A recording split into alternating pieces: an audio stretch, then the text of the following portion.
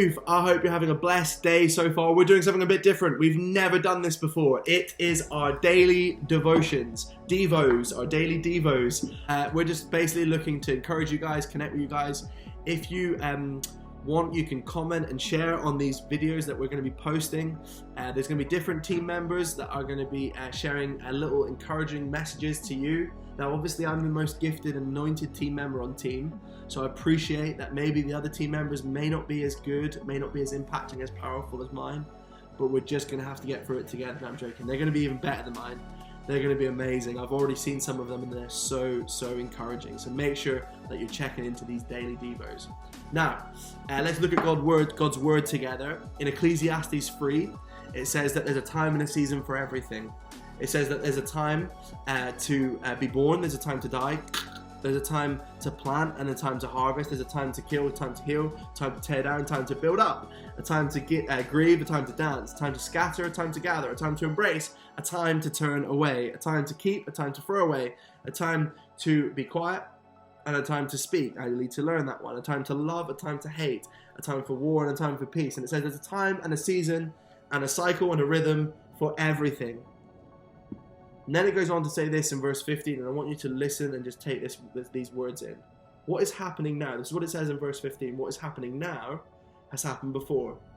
And what will happen in the future will happen again. Because God makes things happen over and over again. He's the one who's outside of time. And even though we know that there's a constant moving and changing of different seasons and cycles, we know that God is the same yesterday, today and forever. He's unchanging. He's our constant. He's never going to leave you and he's never going to forsake you. You know, I've been reading this book about cultural cycles.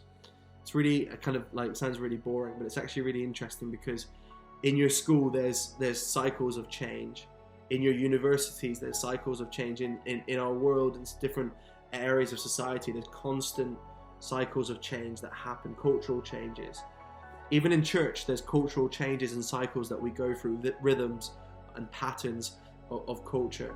And you know, God is quite deliberate about our cycles of culture, and he's the one who interrupts our rhythms and cycles, and he does it for a reason.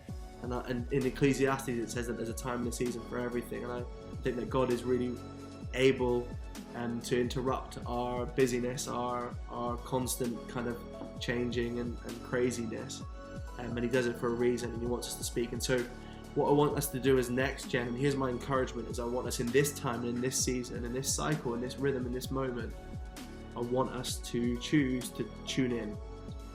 And there's three ways that you can tune in. The first way that you can tune in, really simple, is that you can start to read God's word. Now, instead of binge watching Netflix or playing like loads of FIFA, and no matter how much FIFA that you practice and play, you're never going to beat me at FIFA. I'm going to wreck you every single time. So that's a constant, that never changes. But here's the thing, you can choose in this time, in this season, to start to meditate on God's word. You may want to read a book. Now, I remember we gave you guys next gen devotionals, and you may want to start to read chapters of them every day. And that's the way that you can tune in. The second way that you can tune in is really important, and it's about prayer. It's about prioritizing prayer. It's pressing in with prayer. It's about being a person of presence, coming into the space, the quiet place, and praying and speaking and communicating to God the things that are happening in our world, in our thoughts and feelings. Now, the third way that we tune in is that, and this is going to be really, really, really important as we do these daily devotions together, is that we are waiting on what God is saying, and we're listening to what he's saying. We're tuning in to his heart.